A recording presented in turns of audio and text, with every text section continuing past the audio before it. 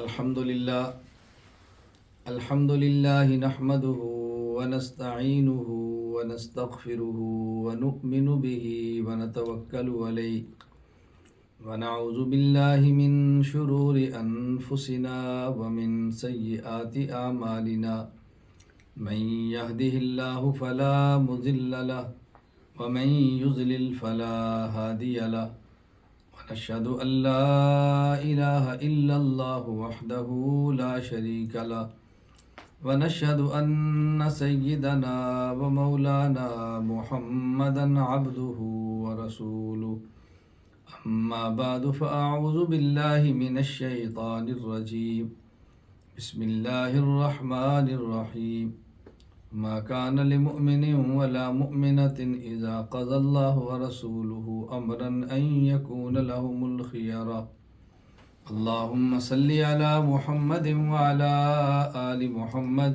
كما صليت على إبراهيم وعلى آل إبراهيم إنك حميد مجيد اللهم بارك على محمد وعلى آل محمد كما باركت على إبراهيم وعلى آل إبراهيم إنك حميد مجيد۔ اللہ تعالیٰ کا احسان ہے، اللہ تعالیٰ نے ہمیں انسان بنایا، مسلمان بنایا، حضور اکرم صلی اللہ علیہ وسلم کا امتی بنایا، اور اللہ تعالیٰ نے وراثت نبوت، علم شریعت حاصل کرنے کی توفیق عطا فرمائی۔ ہم اس وقت جتنا اللہ تعالیٰ کا شکر ادا کریں وہ کم ہے۔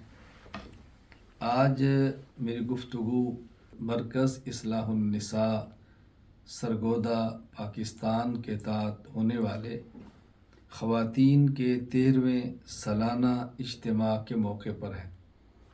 الحمدللہ جہاں مرکز اہل سنت والجماعت کے تحت پاکستان میں خصوصاً اور پوری دنیا میں عموماً کام ہوا ہے، وہیں مرکز اصلاح النساء کے تحت الحمدللہ خواتین کے لیے بھی کام شروع کیا گیا ہے۔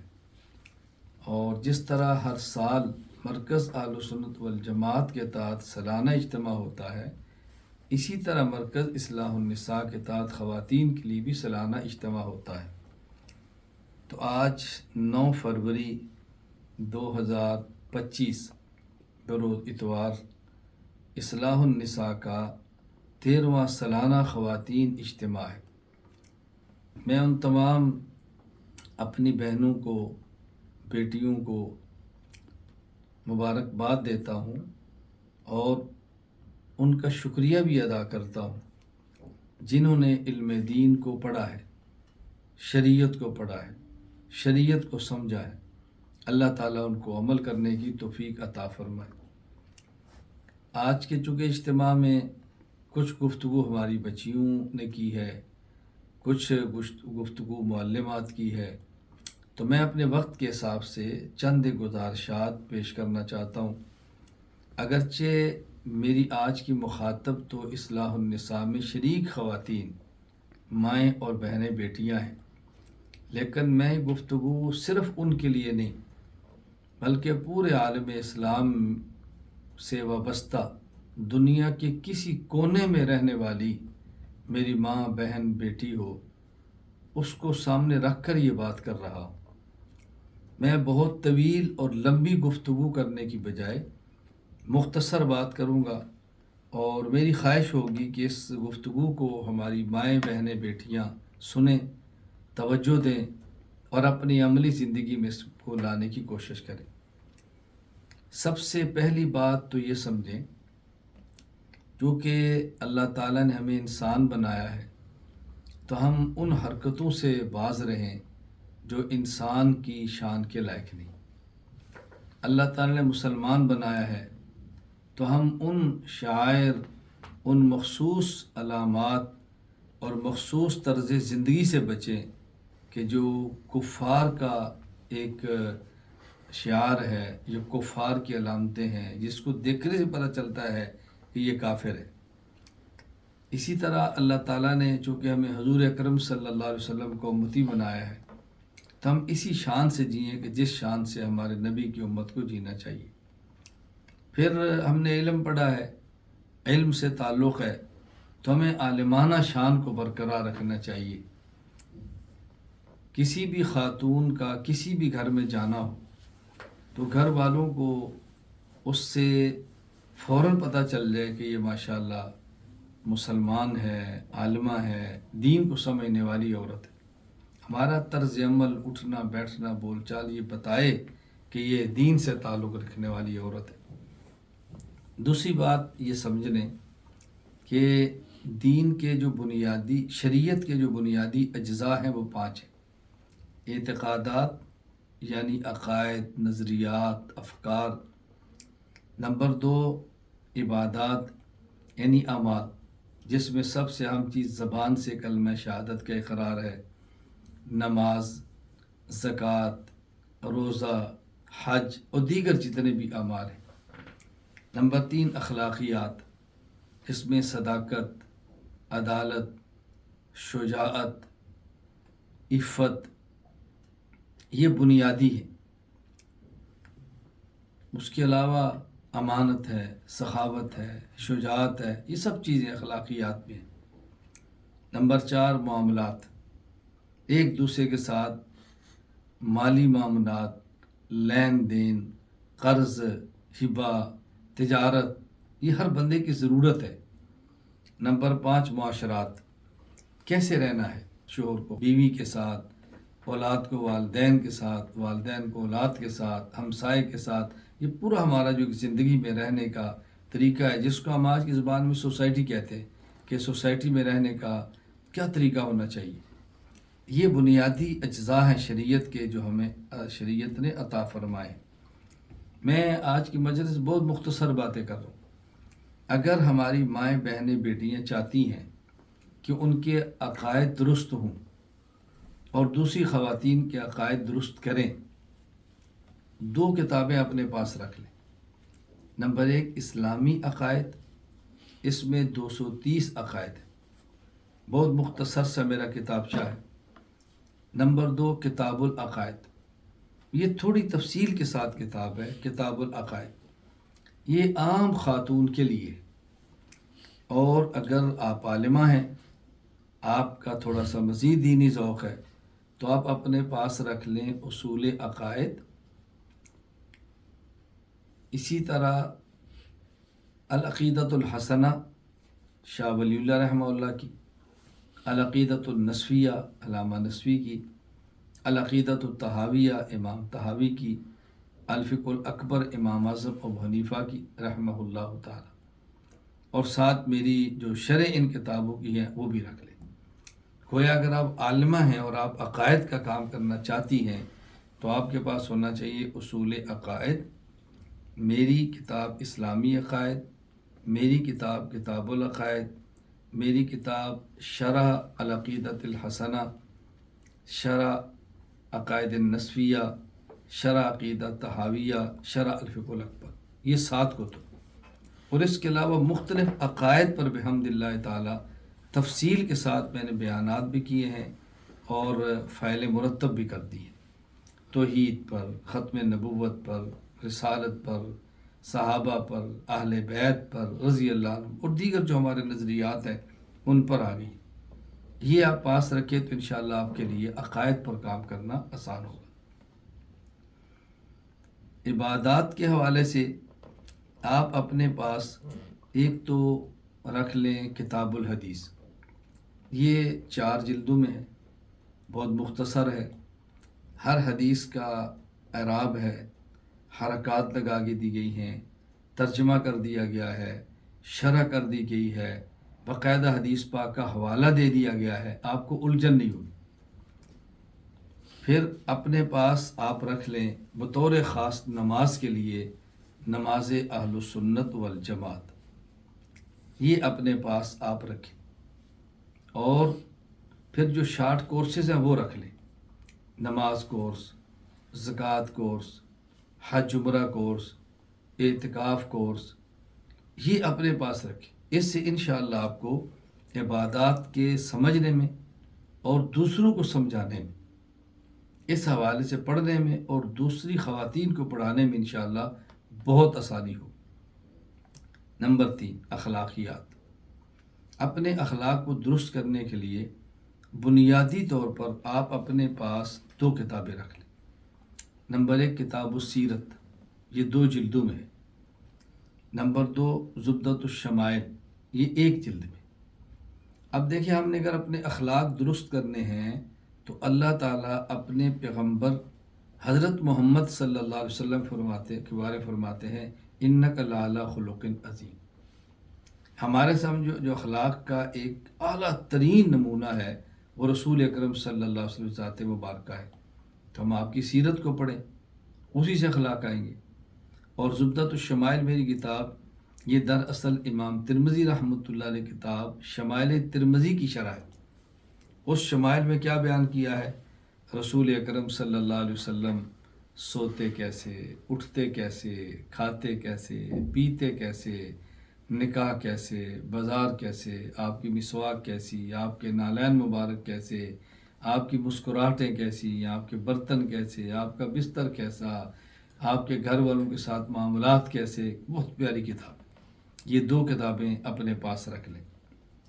نمبر 3 معاملات کو سمجھنے کے لیے بہترین میری کتاب ہے کتاب الفقہ، 3 حصوں میں، چونکہ فقہ نام ہی اس چیز کا ہے کہ بندے کو تفصیل کے ساتھ معاملات سمجھیں۔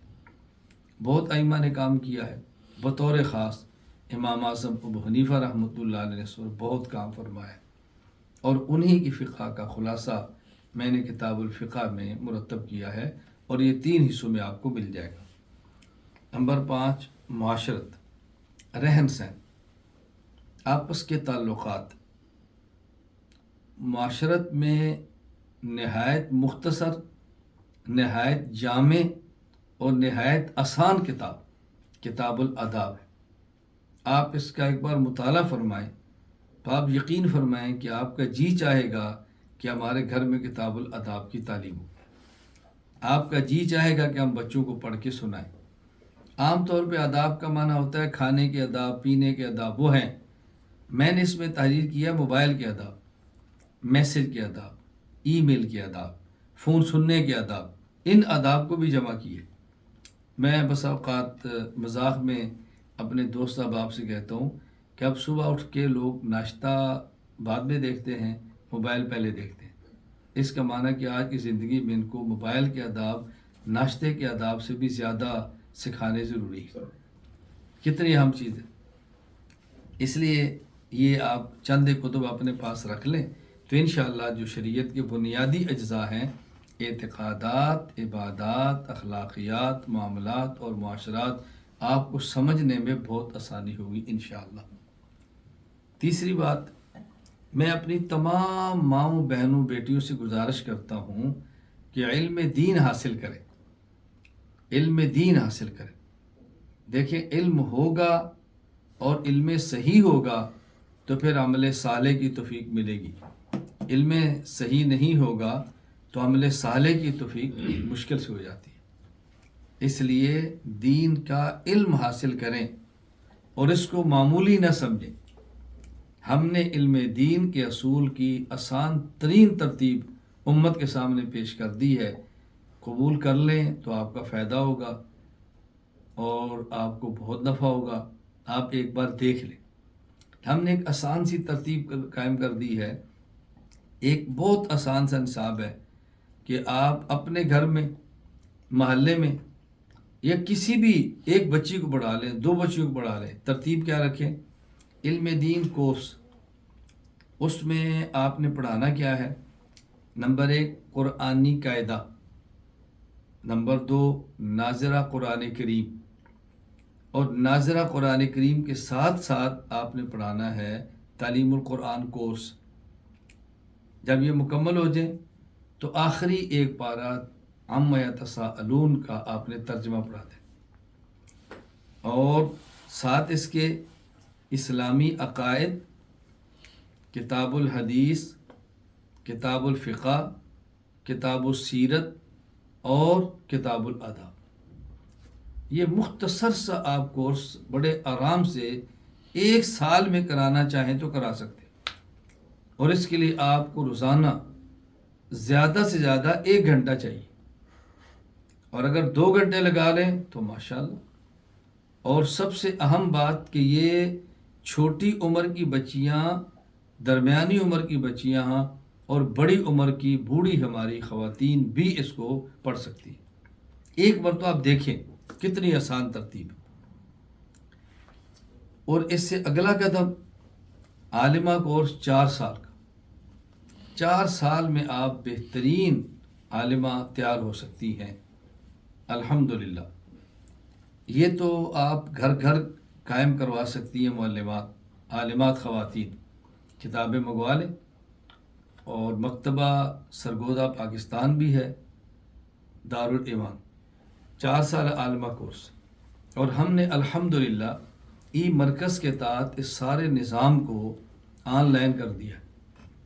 آپ بتائیں کتنا آسان ہے، گھر بیٹھ کے ماں، بہن، بیٹی کسی خاتون سے پڑھے، اپنے گھر بیٹھ کے کسی خاتون سے پڑھے اور علم پڑھے اور دین پڑھے، اس سے زیادہ آسان ترتیب کیا ہو سکتی ہے؟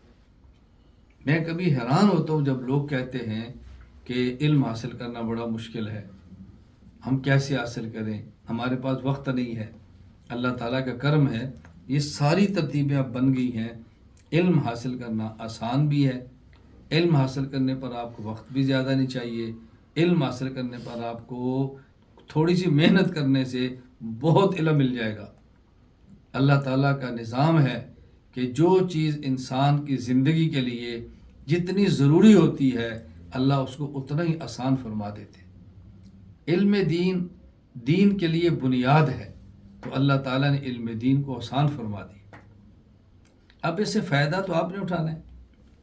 موبائل گھروں سے نکال دیں، میں کب کہتا ہوں رکھے، موبائل توڑ دیں، میں کب کہتا ہوں اپنے پاس رکھے، نہ موبائل خریدیں۔ لیکن اگر آپ نے خریدنا اور رکھنا ہے تو پھر اس موبائل سے جائز فوائد حاصل کریں، اپنی دینی ضرورتیں حاصل کریں، اپنی دنیاوی ضرورتیں حاصل کریں۔ لغویات اور فضولیات کے اندر موبائل کے ذریعے اپنا وقت ضائع نہ کریں۔ تو خیر، علم دین کورس یا عالمہ کورس جو آپ کرنا چاہیں، آف لائن بھی کر سکتی ہیں، آن لائن بھی کر سکتی ہیں، دونوں طرح بہت فائدہ ہوتا ہے، بہت فائدہ۔ ابھی بھی دیکھیں، آپ میری گفتگو جو سن رہی ہیں وہ آن لائن ہے اور آپ فائدہ محسوس کر رہی ہیں۔ جب آن لائن پڑھیں گی تو فائدہ کیوں نہیں ہوگا؟ اس کو اچھی طرح سمجھنے کی کوشش کریں۔ نمبر 4، میں تمام خواتین، اپنی ماؤں، بہنوں اور بیٹیوں سے گزارش کروں گا اپنا اصلاحی تعلق قائم کریں۔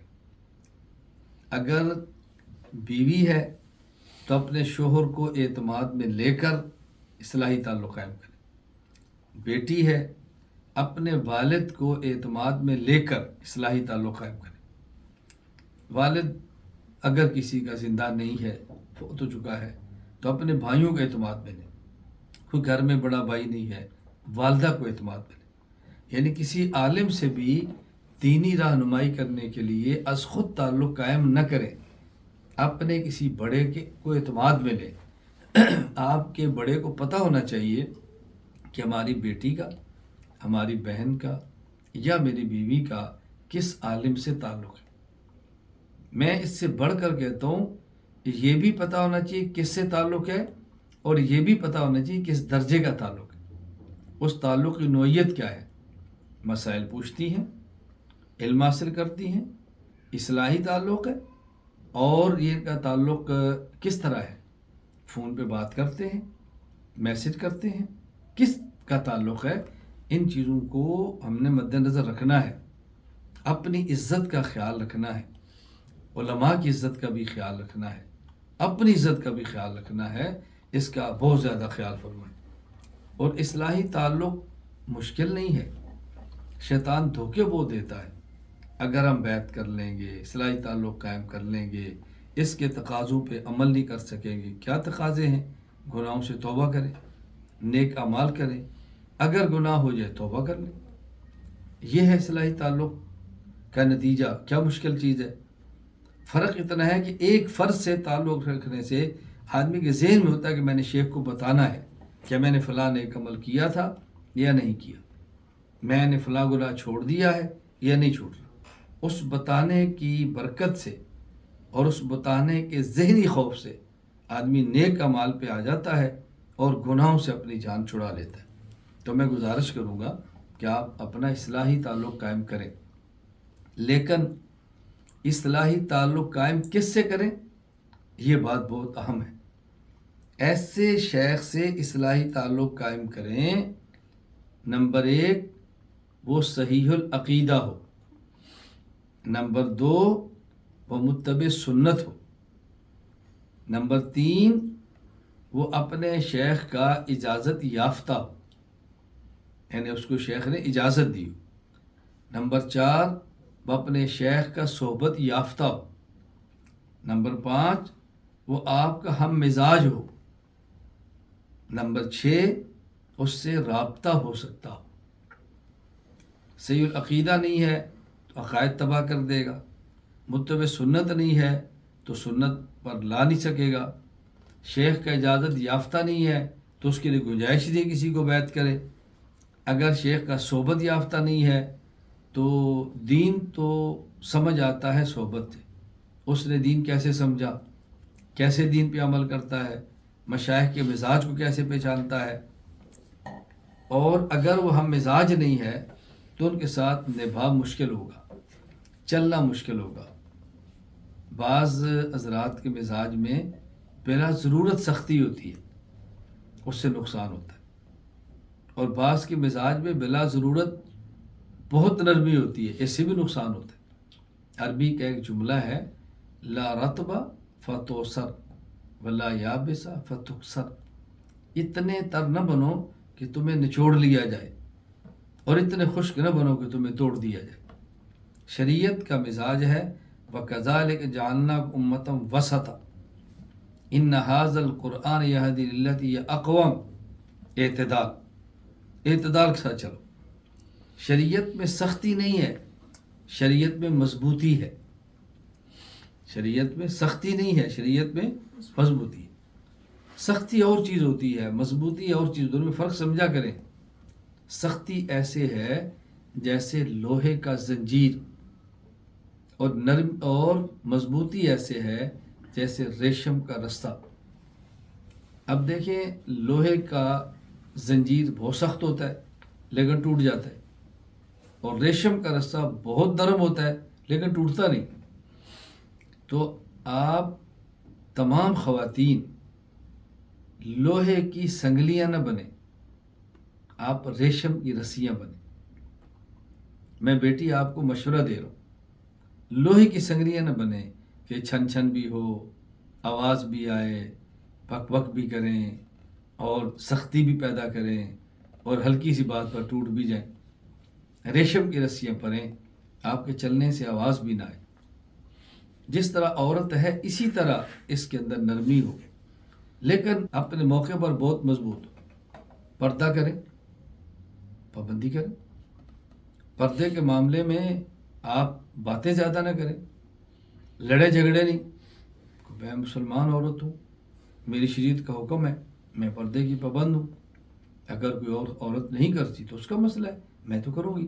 میں کون سا آپ کو پابند کر دوں کہ آپ ضرور کریں، آپ نہ کریں، میں نے کرنا ہے، میرے اللہ کا حکم ہے۔ بس یوں اپنے دین کے اوپر مضبوطی سے کاربند رہیں، جس کا بہت خیال کریں۔ نمبر 5، اپنے ذمے حقوق ادا کریں۔ دیکھیں بیٹی، میری بات کو اچھی طرح سمجھیں۔ ایک ہوتا ہے حقوق وصول کرنا، ایک ہوتا ہے حقوق ادا کرنا۔ محبتیں حقوق ادا کرنے سے ہوتی ہیں اور نفرتیں حقوق کی وصولی سے آتی ہیں۔ میں یہ نہیں کہہ رہا حقوق وصول نہ کریں، یاد رکھ لیں، میں یہ نہیں کہتا۔ میں یہ کہہ رہا ہوں کہ ترجیح حقوق ادا کرنے کو دیں۔ اگر آپ کا حق کسی کے ذمے ہے اور وصول نہ کر سکی، قیامت کو مل جائے گا، اور اگر حق ادا کرنا ہے اور دنیا میں ادا نہ کر سکی تو قیامت کو ادا کرنا پڑے گا۔ عموماً گھروں میں، خاندانوں میں، جماعتوں میں، اداروں میں جو لڑائیاں اور ٹوٹ پھوٹ ہوتی ہے اس کی بنیادی وجہ کہ میرا حق ہے، میرا حق ہے، میں نے اپنا حق لینا ہے۔ اور اگر یہ مزاج بنے کہ آپ کا حق ہے، میں نے حق ادا کرنا ہے، میری ذمہ داری میں نے پوری کرنی ہے، تو پھر معاملات کی نوعیت بدل جاتی ہے۔ تو حقوق وصولی سے زیادہ حقوق کی ادائیگی پر زور دیں۔ ایک ماں ہے، وہ سوچے کہ میرے ذمے اولاد کے حق کیا ہے، میں نے اپنے حقوق ادا کرنے ہیں، اولاد میرے حقوق ادا کرے گی تو بہت اچھا، نہیں کرے گی تو ان کا معاملہ ہے۔ اگر بیوی ہے، وہ ذہن بنا لے کہ جو میرے ذمے حقوق ہے میں نے شوہر کے ادا کرنے ہیں، شوہر ادا کرے گا تو مجھے خوشی ہے، نہیں ادا کرے گا میں برداشت کروں گی۔ بیٹی ہے، وہ ذہن بنا لے کہ میرے ذمے جو حقوق ہے میں نے ادا کرنے ہیں، والد میرے حقوق ادا کرے گا تو مجھے خوشی اور راحت ہے، نہیں ادا کرے گا تو والد ہے، میں سے لڑوں گی نہیں۔ بہن ہے تو ذہن بنا لے کہ جو میرے ذمے حق ہے میں نے بھائی کے ادا کرنے ہیں، بھائی اپنے حق ادا کرے گا تو مجھے خوشی ہے، راحت ہے، نہیں ادا کرے گا تو میں لڑوں گی نہیں۔ میں یہ نہیں کہہ رہا کہ شوہر بیوی کے حقوق ادا نہ کرے، میں یہ نہیں کہہ رہا کہ بھائی اپنے بہن کے حقوق ادا نہ کرے، میں یہ نہیں کہہ رہا کہ باپ اپنی بیٹی کے حقوق ادا نہ کرے، میں یہ نہیں کہہ رہا کہ بیٹا اپنی ماں کے حق ادا نہ کرے، میں کہتا ہوں وہ کریں، لیکن اگر آپ نے اپنے گھر کو آباد رکھنا ہے تو حقوق وصولی سے زیادہ حقوق کی ادائیگی پر زور دو۔ حقوق وصولی سے زیادہ حقوق کی ادائیگی پر زور دو تو گھر یہ جنت کا نمونہ پیش کریں گے، گھر بہت آباد ہو جائیں گے۔ اور جو شخص اللہ کے لیے اپنے حق کو چھوڑتا ہے اس کے لیے اللہ نے جنت میں اعلیٰ اور اوسط جنت رکھی ہے، اعلیٰ مقامات رکھے ہیں۔ اگر ہمارا حق رہ گیا نقصان نہیں ہے، وہ ہمیں مل جانا ہے، فکر نہ کرے۔ اور کسی کا حق ہم نے ادا نہ کیا، ہمیں اس حق کو ادا کرنا پڑے گا، اور ادائیگی دنیا میں آسان ہے، موت کے بعد ادائیگی بڑی مشکل ہے۔ میں نے یہ آپ کی خدمت میں 5 باتیں پیش کی ہیں، ان باتوں پر آپ توجہ کریں، ان باتوں پر عمل کریں اور ان کو ذرا تھامنے کی کوشش کریں۔ اللہ ہم سب کو عمل کرنے کی توفیق عطا فرمائے۔ باقی میں آخر میں اپنی تمام ماؤں کو، بہنوں کو، بیٹیوں کو یہ بڑے درد کے ساتھ، بڑی محبت کے ساتھ گزارش کروں گا کہ اس کا بہت زیادہ خیال رکھیں۔ یہ دنیا چند دن کی ہے، چند گھنٹوں کی ہے، چند منٹوں کی ہے، اور موت کے بعد نہ ختم ہونے والی زندگی ہے۔ اس دنیا کی خوشی کے لیے آخرت کی نعمتیں، آخرت کی خوشیاں برباد نہ کریں، آخرت کی خوشیوں کو مقدم رکھیں، آخرت کو سامنے رکھیں، اللہ کی رضا کو سامنے رکھیں، اپنی موت کو سامنے رکھیں، موت کے بعد کی زندگی کو سامنے رکھیں، تو یہ دنیا میں رہنا بہت آسان ہو جائے گا، بہت آسان ہو جائے گا۔ اللہ ہمیں عمل کی توفیق عطا فرمائے۔ آج کے سالانہ خواتین اجتماع میں جو ہماری مائیں، بہنیں، بیٹیاں تشریف لائی ہیں، میں ان تمام کو شکریہ ادا کرتا ہوں۔ جن بچیوں نے پڑھا ہے اور ان کی دوپٹہ پوشی ہے، میں ان تمام کو مبارکباد پیش کرتا ہوں۔ ان کی مائیں اور ان کی بہنیں، ان کی خالائیں، ان کی پھوپھیاں اور جو بھی ان کے خاندان کی خواتین ہیں، سب کو مبارکباد پیش کرتا ہوں۔ اور میں گزارش کروں گا کہ یہ مرکز اصلاح النساء آپ کا اپنا مرکز ہے۔ آپ صبح تشریف لائیں، آپ شام تشریف لائیں، دن کو تشریف لائیں، رات کو تشریف لائیں، انشاءاللہ اس کو اپنے گھر کی طرح سمجھیں، تاکہ اس کی ضرورتیں پوری کرنا یہ میری ماں، میری بہن، میری بیٹی، یہ آپ کے ذمہ ہے۔ اصلاح النساء میں بچیوں کو لانا، خواتین کو لانا، ان کی مالی ضرورتوں کو پورا کرنا، یہ سب ذہن میں رکھ لیں کہ ہم نے اپنی بچیاں بھی داخل کرانی ہیں اور مرکز کی مالی ضرورتیں بھی پوری کرنی ہیں۔ اللہ تعالیٰ مجھے اور آپ سب کو دین کی مقبول خدمت کرنے کی توفیق عطا فرمائے۔ اللہ تعالیٰ ہمیں خاتمہ ایمان پر عطا فرما دے۔ اللہ تعالیٰ ہمارا خاتمہ ایمان پر فرما دے۔ اللہ تعالیٰ قیامت کے بغیر حساب کے جنت میں ہمارا داخلہ مقدر فرما دے۔ جو معلمات پڑھا رہی ہے، میں ان تمام کا بھی شکریہ ادا کرتا ہوں۔ جو کسی درجے میں کام کرتی ہیں، ان کا بھی شکریہ ادا کرتا ہوں۔ اللہ ہم سب سے راضی ہو جائے۔ السلام علیکم ورحمۃ اللہ وبرکاتہ۔